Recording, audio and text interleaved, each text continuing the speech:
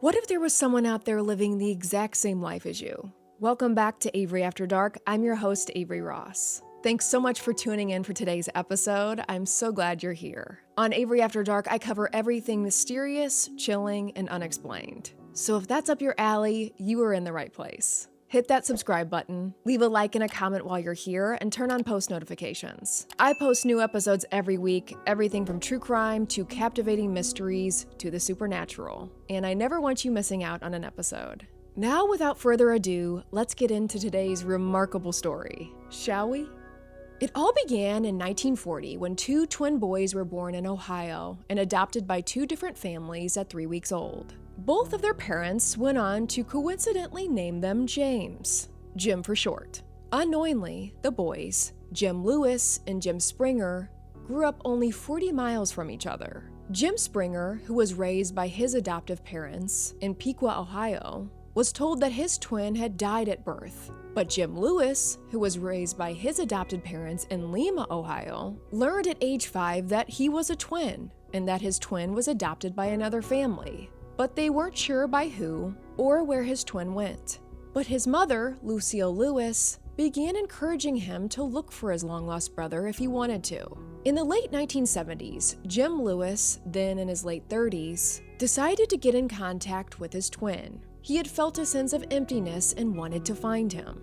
He managed to track down the adoption records at an Ohio courthouse, and he found him. He called up his twin, Jim Springer, and the two spoke on the phone and eventually agreed to meet in 1979. One afternoon, they got together and began talking, not knowing anything about each other. They clearly had a lot of catching up to do. Initially, they first thought it was funny and coincidental that they had the same name. But they quickly found out this was just the tip of the iceberg. The Jim twins found out they had a lot in common.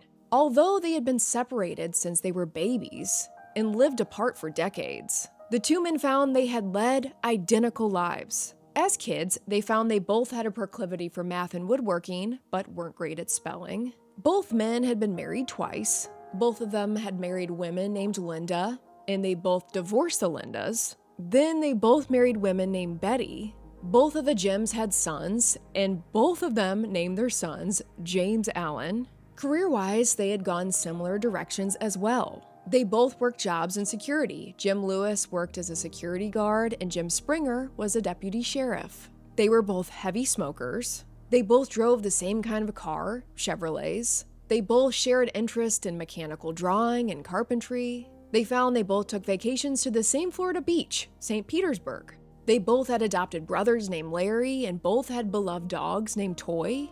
The twins said it blew their minds, and Jim Springer said, "It's unbelievable, weird, it's downright spooky."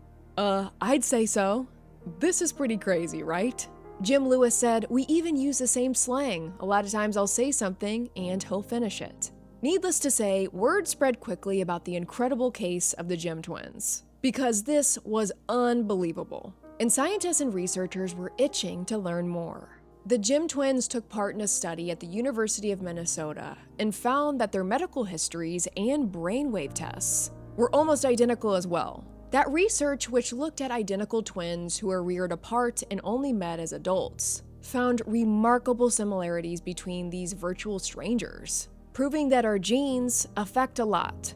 Doctors were also interested in the fact that both men suffered from these very specific types of headaches, certain migraines, that began for both men around age 18. So from personality to physical ailments, the Jims were nearly identical. Heartwarmingly, when the Jims reunited, they said they felt complete again, and like something had been missing all those years. Twin hearts, twin minds. And in a deeper, more supernatural sense, some have considered the Jim twins' case as possible proof of telepathic connections between twins. Because according to a lot of twins, this is a very real thing. Jim Springer did state that he always felt a sense of emptiness. Was this his brother he was subconsciously feeling all those years? Both of them longing to know each other and staying telepathically connected throughout the years they were separated? And it isn't just the Jims. Many twins report feeling something like twin telepathy, this kind of psychic bond that allows them to think and feel with each other. And it's no wonder why twins share such an unbreakable bond. they get a head start. Researchers in Italy recently studied 3D ultrasound videos of 5 sets of twins in the womb. At just 14 weeks old, the researchers noticed that the pairs seemed to be reaching out for each other. At 18 weeks, they were stroking each other more often. And amazingly, the twins seemed to be extra gentle when touching around their siblings' eyes. Now take a listen to some of these other incredibly spooky cases of twins having an innate connection with one another. A woman named Jen said, "My twin and I used to feel each other's pain. Once as a toddler, I had a fever but showed no symptoms and was running around, playing. My twin, however, had the symptoms but no fever and was lethargic and crying. When my mom called the doctor to ask his opinion, he said, 'I don't know who to give the medicine to, so just give it to them both.'" Another woman named Brooke G. said, "Sophomore year of high school, my twin sister and I were in different classes. When suddenly I turned to my friend sitting next to me and said, 'I think my sister isn't okay.' He assured me that she was fine, but I didn't believe it. I knew my sister was sending a signal that something was wrong. So I got a bathroom pass and went to her classroom to check on her. But when I looked through the window, she wasn't there. Her teacher then told me that my sister had just fainted and was in the nurse's office. I knew she was trying to tell me something."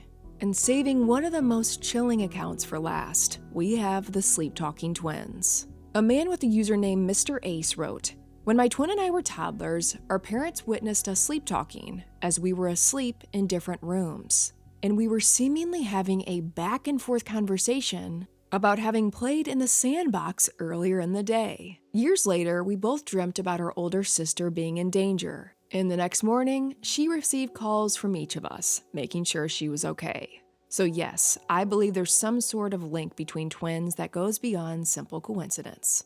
Just another one of life's mysteries, but pretty interesting, right? We've talked about mothers' intuition on the show quite a bit. Mothers being really connected to their children, having this innate sixth sense when it comes to them. I know mother's intuition is real. But I'm an only child, I don't have siblings, so I would love to hear your experiences. Do you think similarities are all genetics, or could it be something more, something supernatural? I think you all already know what I think.